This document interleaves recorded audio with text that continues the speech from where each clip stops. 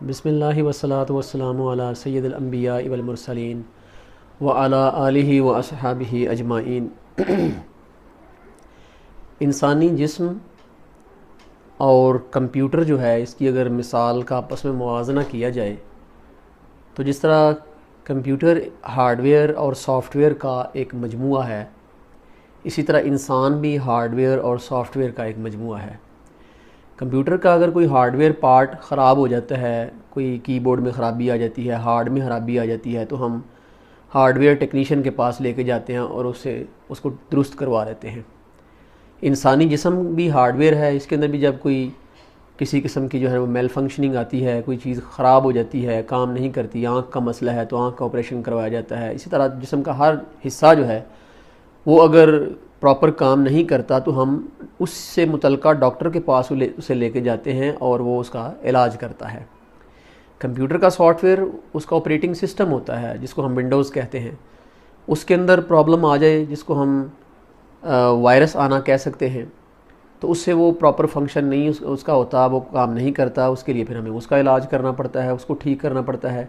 کوئی ہم anti virus کرتے ہیں جس سے ہم اس کو پروٹیکشن دیتے ہیں کہ اس کے آئندہ اس کے سافٹ ویئر میں کسی قسم کی کوئی پرابلم نہ آئے۔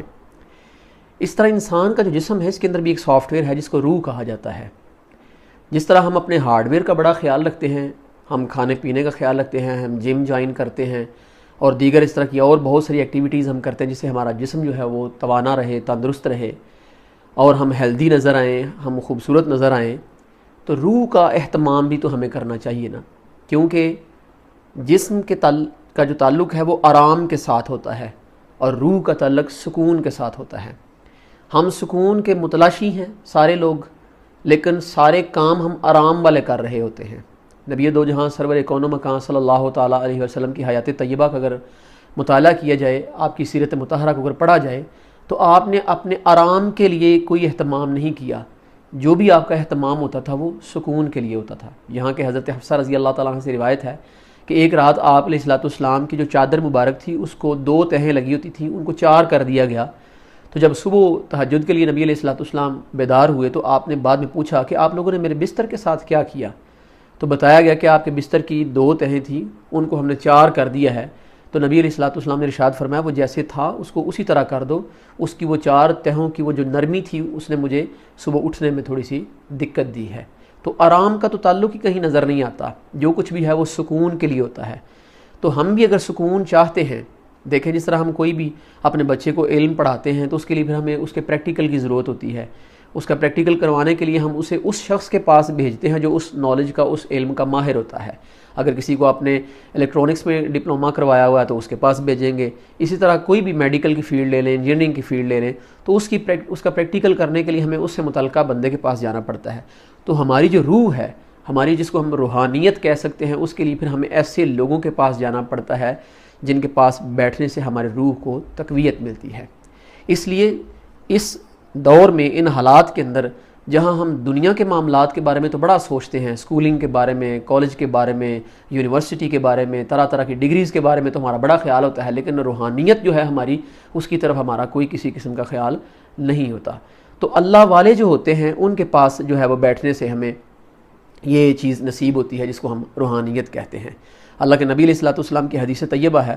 المرء علی دین خلیلہ، کہ انسان اپنے دوست کے دین پر ہوتا ہے۔ یعنی اس سے ثابت یہ ہوا کہ جس طرح کے بندے کے یار دوست ہوں گے اسی طرح کا بندے کا جو ہے نا وہ دین ہوگا، اسی طرح کی بندے کی عقبت ہوگی جس طرح کے اس کے دوستوں کی عقبت ہوگی۔ اس لیے ہمیں نیکوں کی سنگت اختیار کرنی چاہیے، اللہ والوں کے پاس بیٹھنا چاہیے۔ سوال کیا گیا یا نبی اللہ ہمیں کیسے پتہ چلے کہ یہ اللہ والا ہے؟ تو میرے آقا علیہ السلام نے ایک تو ظاہراً اس کی نشانی بیان فرمائی کہ آپ نے ارشاد فرما کہ اذا رؤوا ذکر اللہ والا وہ ہوتا ہے جس کو دیکھنے سے تمہیں رب یاد آ جائے، جس کے چہرے کو دیکھنے سے رب یاد آ جاتا ہے، اسے ہم اللہ والا کہتے ہیں۔ تو اللہ والوں کی صحبت اختیار کرنی چاہیے، کیونکہ یہ دنیا میں بھی کام آتی ہے اور آخرت میں بھی کام آتی ہے۔ یہ ہمارے سافٹ ویئر کو ہمیشہ درست رکھتی ہے،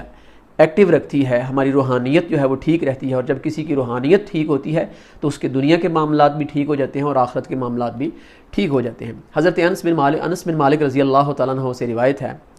اور یہ بخاری شریف کے اندر ہے، آپ ارشاد فرماتے ہیں کہ ایک مرتبہ ایک شخص نبی علیہ السلام کے پاس آتا ہے اور آ کر سوال کرتا ہے، یا نبی اللہ فدا کا امی و ابی، مجھے بتائیے قیامت کب آئے گی؟ تو میرے آقا صلی اللہ تعالیٰ علیہ وسلم نے ارشاد فرمایا کہ تم نے قیامت کی کیا تیاری کر رکھی ہے؟ وہ شخص کہنے لگا کہ قیامت کی تیاری تو میں نے کچھ نہیں کی ہوئی، ہاں اتنا میں ضرور جانتا ہوں کہ مجھے اللہ کے نبی صلی اللہ تعالیٰ علیہ وسلم سے بے پناہ محبت ہے۔ تو میرے آقا صلی اللہ تعالیٰ علیہ وسلم نے ارشاد فرمایا کہ پھر تم اس بات پر مطمئن رہو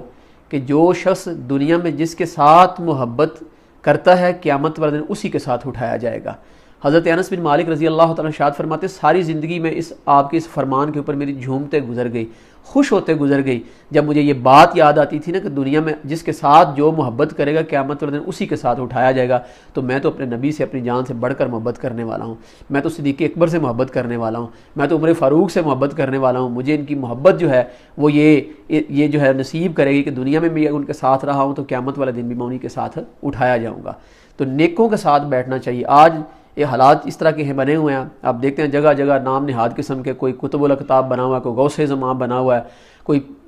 رہبر شریعت ہے تو کوئی پیر طریقت ہے، کوئی معیار جو ہے اس کا نہیں رہ گیا ہو۔ لیکن اگر قرآن کو دیکھیں تو قرآن ہمیں اس کا معیار بتاتا ہے۔ سورۃ بقرہ کی اول 5 آیتیں اگر پڑھ کے دیکھ لیں تو اہل تقویٰ کی اللہ نے اس کے اندر نشانیاں بیان فرمائی ہیں۔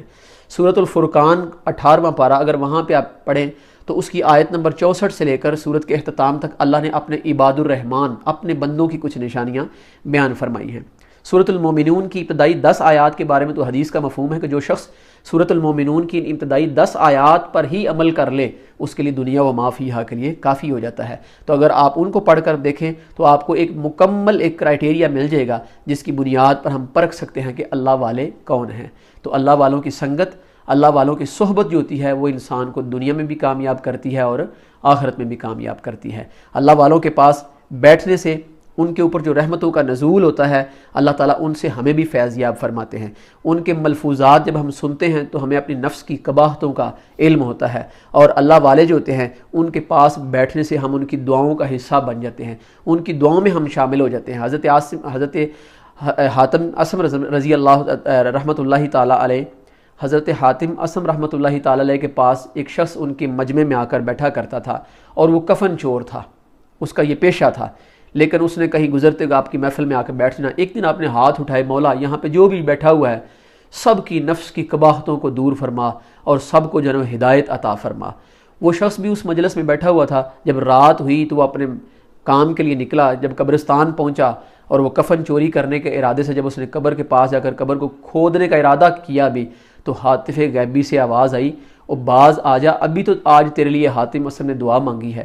تو وہ اسی وقت وہ شخص کانپ گیا، ڈر گیا اور اس نے اس چیز سے توبہ کر لی۔ تو اللہ والوں کی دعاؤں میں جب انسان شامل ہوتا ہے تو اس کے پھر سارے ہی بگڑے سنور جاتے ہیں، اور اس کے بعد یہ ہے کہ اللہ والوں کی قربت سے انسان کو نیک اعمال کی جو ہے وہ توفیق ملتی ہے۔ صحبت اولیاء کرنا، اور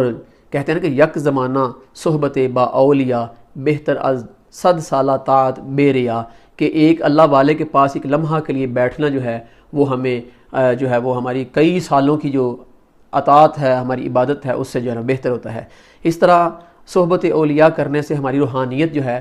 اس کو بھی جو ہے وہ فائدہ حاصل ہوتا ہے، اور دنیا بھی ہماری بہتر ہو جاتی ہے اور ہماری آخرت بھی بہتر ہو جاتی ہے۔ میری اللہ سے دعا ہے اللہ ہمیں اپنی روحانیت کو بہتر بنانے کے لیے روحانی لوگوں کا جو ہے نا وہ ان کی قربت نصیب فرمائے، ان کے ساتھ اٹھنا بیٹھنا نصیب فرمائے، اور اسے ہماری دین کو بھی بہتر بنائے اور دنیا کو بھی بہتر بنائے۔ کہ محمد سے وفا تو نے تو ہم تیرے ہیں، یہ جہاں چیز ہے کیا لوح و قلم تیرے ہیں۔